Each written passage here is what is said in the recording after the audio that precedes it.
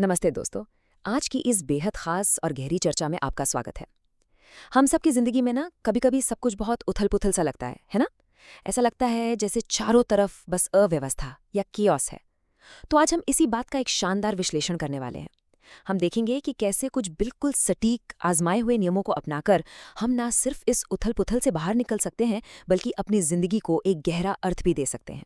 अगर आप उन लोगों में से हैं जिन्हें बिना किसी फालतू भटकाव के सीधे काम की बात समझना पसंद है, तो यकीन मानिए आप बिल्कुल सही जगह पर हैं। चलिए शुरू करते हैं। और इस विषय की गहराई में जाने के लिए हमारा ये पूरा विश्लेषण डॉक्टर जॉर्डन बी पीटरसन की जबरदस्त और बेस्ट सेलिंग किताब जीवन के 12 नियम के हिंदी संस्करण पर आधारित है। देखिए, ये कोई आम ऐसे ही कुछ भी कह दिया वाली सलाहों की किताब नहीं है, बिल्कुल नहीं, बल्कि ये मनोविज्ञान, जीव विज्ञान और सदियों पुरानी कथाओं का एक बहुत ही गहरा वैज्ञानिक निचोड़ है। तो हम सीधे इस सोर्स से जानकारी लेंगे और आपके लिए इसे पूरी तरह से डिकोड करेंगे। तो आज का हमारा रोड मैप क्या है? हम बात करेंगे कि आखिर नियमों की जरूरत ही क्यों है। फिर हम केकड़ों की हायरार्की यानी उनकी दुनिया के कुछ मजेदार लेकिन गहरे सच जानेंगे। इसके बाद व्यवस्था और अव्यवस्था के खेल को समझेंगे। फिर बात करेंगे सत्य और सटीकता की, और अंत में जीवन का सच्चा अर्थ क्या है, इसे डिकोड करेंगे। चलिए एक एक करके गोता लगाते हैं। तो सबसे पहले बात करते हैं हमारे पहले पॉइंट की। आखिर हमें नियमों की इतनी जरूरत क्यों है? अब आपके दिमाग में शायद ये सवाल आ रहा होगा, यार क्या हमारी जिंदगी पहले से ही काफी उलझी हुई और जटिल नहीं है? मतलब रोजमर्रा की समस्याएं, ऑफिस का टेंशन, रिश्ते, जिम्मेदारियां, इन सब के बोझ के नीचे हम पहले ही दबे हैं। ऐसे में और नियम, क्या ये हमारी आजादी को और नहीं छीन लेंगे? ये एक बहुत ही वैलिड सवाल है, राइट? हम में से ज्यादातर लोग नियमों को एक बेड़ियों की तरह ही देखते हैं।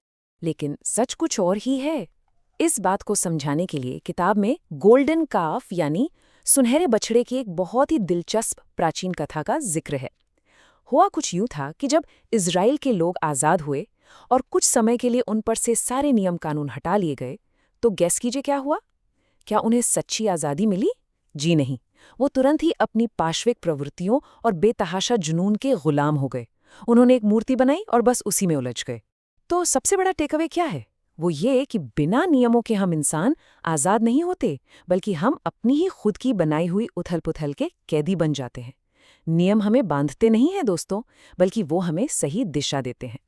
अब बढ़ते हैं अपने अगले और बहुत ही सरप्राइजिंग टॉपिक की तरफ, जो जुड़ा है केकड़ों की दुनिया से।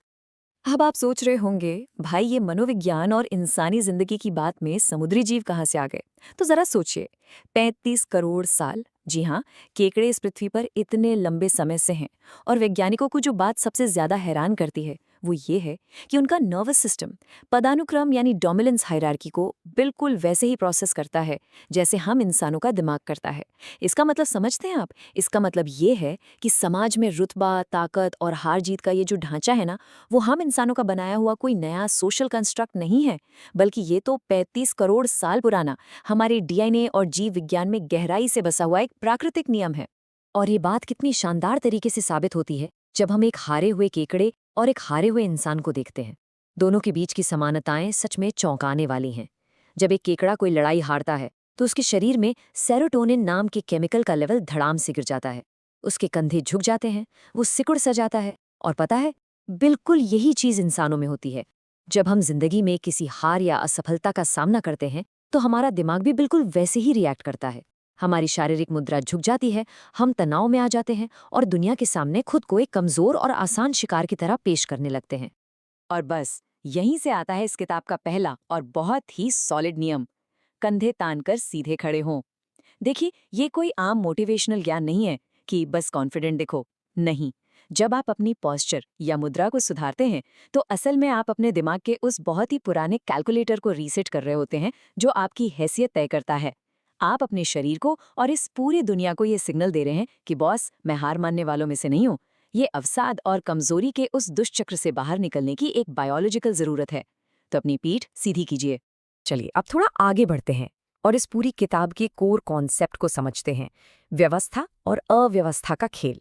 अगर आप ध्यान से देखें तो हमारी पूरी दुनिया और हमारा जीवन इन्हीं दो ताकतों के बीच बटा हुआ है। सबसे पहले आती है व्यवस्था यानी ऑर्डर। ये वो जगह है जो हमारे लिए सुरक्षित है, जानी पहचानी है, जहाँ चीज़ें बिल्कुल हमारी उम्मीद के मुताबिक होती हैं, जैसे आपका अपना घर, आपके रोज़ के रूटीन, आपके पक्के रिश्ते, वो ज़मीन जिस पर आप पूरे कॉन्फिडेंस के साथ चलते हैं। जब सब कुछ आपके प्लान के हिसाब से चल रहा होता है ना, तब आप व्यवस्था के अंदर होते हैं। यहाँ सुकून है, सब कुछ सेफ है। लेकिन सिक्के का दूसरा पहलू भी है, अव्यवस्था यानी केओस। ये वो अनजाना डरावना क्षेत्र है जहां आप अचानक तब पहुंच जाते हैं जब कुछ अनहोनी हो जाती है।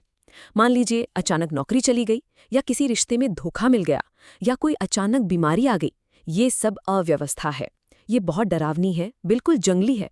लेकिन एक बात याद रखिए, अव्यवस्था हमेशा सिर्फ बुरी नहीं होती। ये नई संभावनाओं और नए मौकों की भी जगह है। जिंदगी कभी भी सिर्फ व्यवस्था में या सिर्फ अव्यवस्था में नहीं कट सकती। तो सवाल ये है कि जब ये अव्यवस्था हर जगह है, तो हम इसका सामना कैसे करें?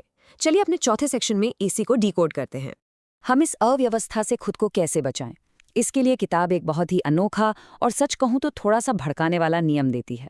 जब बच्चे स्केटबोर्डिंग कर रहे हों तो उन्हें परेशान ना करें। अब पहली बार सुनने में ये थोड़ा अजीब लगता है ना, कि भाई बच्चे स्केटबोर्ड चला रहे हैं, गिर सकते हैं, चोट लग सकती है, तो माता पिता होने के नाते क्या उन्हें रोकना हमारा काम नहीं है? लेकिन यहाँ बात कुछ और है। पॉइंट ये है कि इंसान स्वाभाविक रूप से खतरे के किनारे यानी एज ऑफ डेंजर को तलाशता है, क्योंकि दोस्त विकास हमेशा वहीं होता है। सच तो ये है कि रिस्क या जोखिम लेना हमारे लिए बहुत ज़रूरी है। जब हम बच्चों को या इवन खुद को भी हर छोटे बड़े खतरे से बचाकर रखने की कोशिश करते हैं ना, तो असल में हम खुद को सुरक्षित नहीं बल्कि कमज़ोर बना रहे होते हैं। ये जो ओवर प्रोटेक्शन है, ये हमें उन बड़ी मुश्किलों से लड़ने के लायक ही नहीं छोड़ता, जो जिंदगी में कभी ना कभी आनी ही है।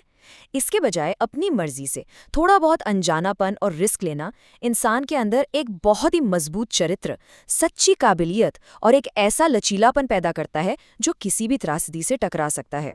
और इसी से जुड़ते हैं इस किताब के 2 सबसे पावरफुल नियम। हमेशा सच बोलें और अपनी बातों में बिल्कुल सटीक और स्पष्ट रहें। देखिए, बात बहुत सीधी है। अव्यवस्था जब भी हमारी जिंदगी में आती है तो वो हमेशा एक धुंध और कन्फ्यूजन का रूप लेकर आती है।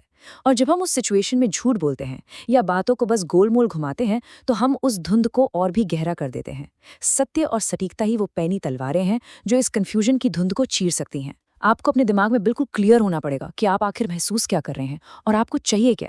अगर आप किसी प्रॉब्लम में बुरी तरह फंसे हुए हैं, तो बाहर निकलने का एक बहुत ही प्रैक्टिकल तरीका है। नंबर 1, सबसे पहले अपना लक्ष्य तय करें कि आपको जाना कहाँ है। नंबर 2, अपनी आज की स्थिति को लेकर खुद से और पूरी दुनिया से बिल्कुल सच बोलें। नंबर 3, अपनी गलतियों और उनके नतीजों पर बहुत बारीकी से ध्यान दें। और नंबर 4, उन गलतियों में लगातार सुधार करते रहें। किसी भी समस्या को बिल्कुल सटीक और साफ शब्दों में डिफाइन कर लेना ही उसे सुलझाने का पहला और सबसे महत्वपूर्ण कदम होता है। अब हम पहुंच गए हैं अपने सफर के सबसे अहम हिस्से पर। जीवन का सच्चा अर्थ आखिर है क्या? आखिर हम ये सब कर क्यों रहे हैं? क्यों सीधे खड़े हों, क्यों रिस्क लें और क्यों हमेशा सच बोलें? इस सब का अल्टीमेट पर्पस क्या है? इसका बहुत ही खूबसूरत जवाब हमें इस नियम में मिलता है। वहां हासिल करने की कोशिश करें जो अर्थपूर्ण हो, न कि जो बस सुविधाजनक हो। सुविधाजनक या एक्सपेडिएंट वो है जो अभी इसी पल आपको आसान लगे, जो आपको मेहनत या जिम्मेदारी से बचा ले। लेकिन सच मानिए, ये नियम आपको कोई आसान या सेफ जिंदगी देने के लिए नहीं बने हैं। ये इसलिए हैं ताकि आप अपने अस्तित्व का, इस जिंदगी का भारी बोझ अपनी मर्जी से अपने कंधों पर उठा सकें। जिंदगी में दुख और तकलीफें तो आएंगी ही, वो अपरिहार्य हैं, और उस दर्द को सहने की ताकत सिर्फ और सिर्फ एक सार्थक जीवन ही दे सकता है। तो अब सवाल उठता है कि ये अर्थ या मीनिंग आखिर भला क्या है? इसका सीधा सा मतलब है परफेक्ट बैलेंस। ये वो असीम अवस्था है जो आपको तब मिलती है जब आपका एक पैर उस सुरक्षित और जानी पहचानी व्यवस्था में मजबूती से टिका होता है और आपका दूसरा पैर बहादुरी के साथ उस अज्ञात और नई अव्यवस्था की ओर बढ़ा होता है। अर्थ वो इनाम है जो आपको तब मिलता है जब आप ना तो पुरानी बातों में चिपके रहते हैं और ना ही नए बदलावों से डरकर भागते हैं, बस उस पतली रस्सी पर बैलेंस बनाकर चलते हैं। जैसा कि इस किताब में बहुत ही शानदार तरीके से कहा गया है, मानव आत्मा अस्तित्व के नायक बनने की भूखी है और जिम्मेदारी लेने की इच्छा एक सार्थक जीवन जीने के निर्णय के समान है। दोस्तों, आप इस दुनिया में एक बेचारा या पीड़ित बनकर रहने के लिए नहीं आए हैं। जब आप अपनी कमियों को खुलकर स्वीकार करते हैं और अपनी मर्जी से जिम्मेदारियां उठाते हैं, तब आप खुद की कहानी के असली हीरो बन जाते हैं। और बस यही वो इकलौती चीज़ है जो जिंदगी के दुखों और तकलीफों को सही मायनों में जस्टिफाई करती है। तो आज के इस विश्लेषण को खत्म करते हुए मैं आपको एक सवाल के साथ छोड़ना चाहता हूँ। जरा अपनी आज की जिंदगी को देखिए। क्या आपका एक पैर व्यवस्था की सुरक्षा में और दूसरा अव्यवस्था के उस नए रोमांच और विकास में है? क्या आप उस अर्थपूर्ण संतुलन या बैलेंस की लाइन पर खड़े हैं? इस बारे में बहुत गहराई से सोचिएगा। आज के इस बेहतरीन विश्लेषण में मेरे साथ जुड़ने के लिए आपका बहुत बहुत शुक्रिया। ऐसे ही सीखते रहिए और आगे बढ़ते रहिए।